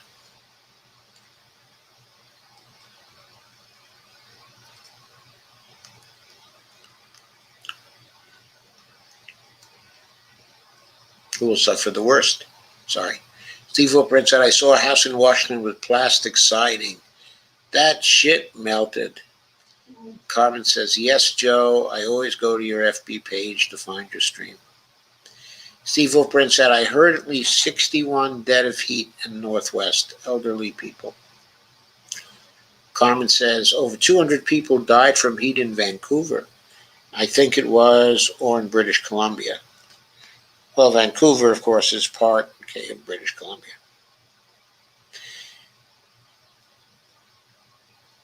And Kay says, Steve Wolfbrand, wait until they count all the homeless up there. Lana said, I saw one of the centrist trolls blame Nina for Trump. Oh, my God. Blame Nina for Trump. I'm telling you, all it would have taken was for Hillary Clinton to say, I will pass Medicare for all if you vote me into the presidency. What this amounts to is that Hillary Clinton was not as smart as Henry of Navarre, Henry IV of France, who famously said, Paris is worth a mass. Hillary Clinton did not think that D.C. was worth a mass, was worth an oath that she would pass Medicare for all. I'm sorry, folks.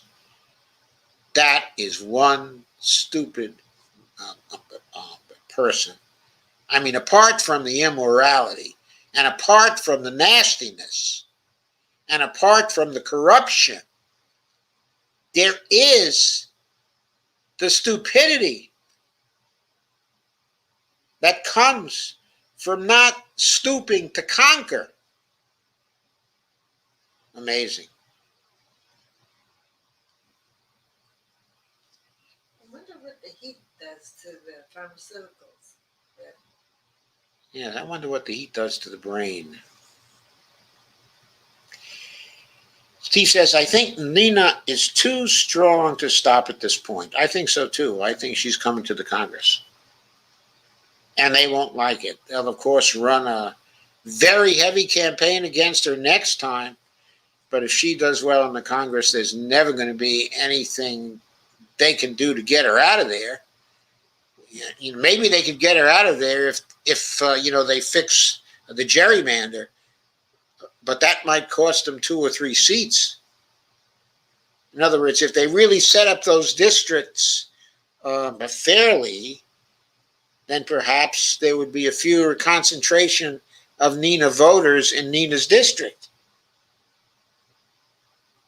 I don't think they're going to find out how to do that. Carmen says, sleeping in damp sheets help with the heat. An old Egyptian hack. Kay says, a greenhouse won't help in this heat. Ghostart says collapse is up to 18 deaths, 2 of whom were 4-year-old and 10-year-old children. Oh, God. Bonnie, not so much the wealthy. They can still order off the internet with no thought to the migrants picking the crops in this heat. There's been a huge uptick in so-called middle class with home gardens and greenhouses. My local garden club has reflected this, as well as bulk seed companies being wiped out. COVID exacerbated this. Climate change will make it a necessity in the future. Carmen says, is anyone else angry about Biden striking Syria? I have a perpetual state of anger at the U.S. bombing everywhere, Yes. including Syria. Of course we're angry. All of these are illegal activities. International law, totally illegal. We have thrown international law into the trash can. And then we complain about the Russians. And he's probably hurting our own people in the service, putting them out in that heat to fight a war. Steve Wolfbrand says, Hillary, l'état c'est moi. Fucking bitch. That's what Steve Wolfbrand said. Ooh.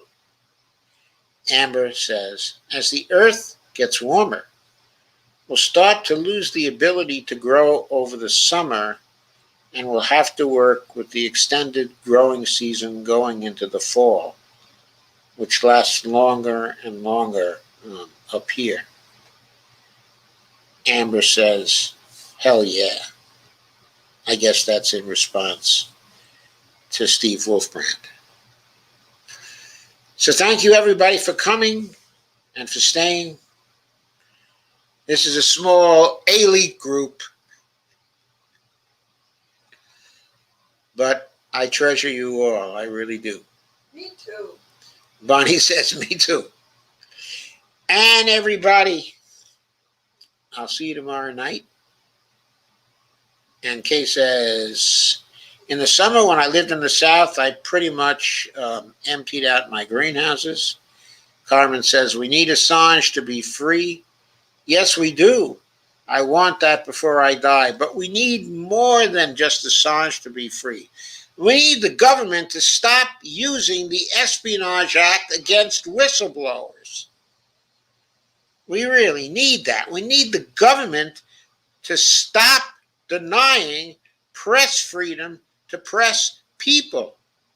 We need government officials to be punished for doing that. It's a violation of the First Amendment.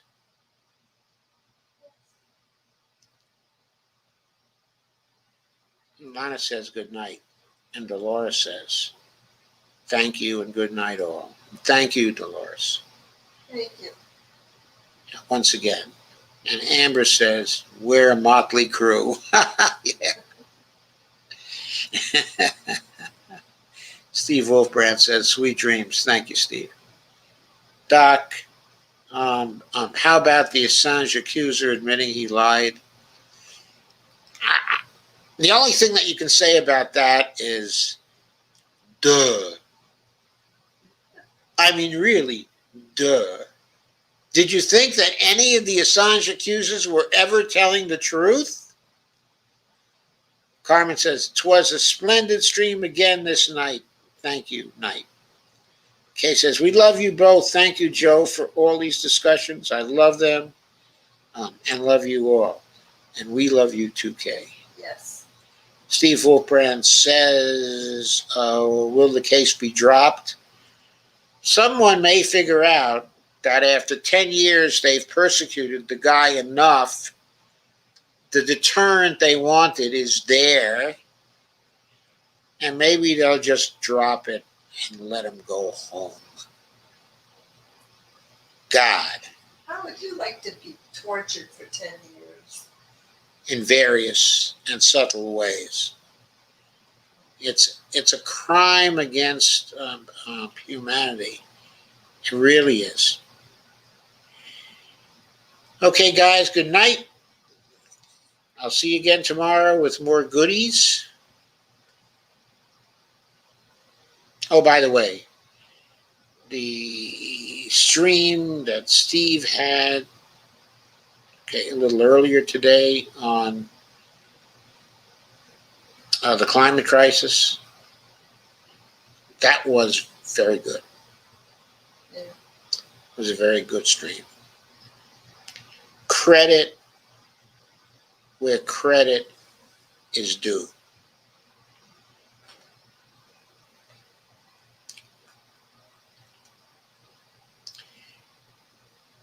Comment says, if Hillary dies, Assange will get out. Please. I don't know. Biden doesn't seem to be doing to get Assange out. Alana says, I hope poor Julian can go home to his kids. It's cruel. Steve says, good night.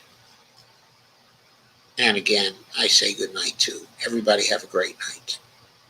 See you tomorrow night.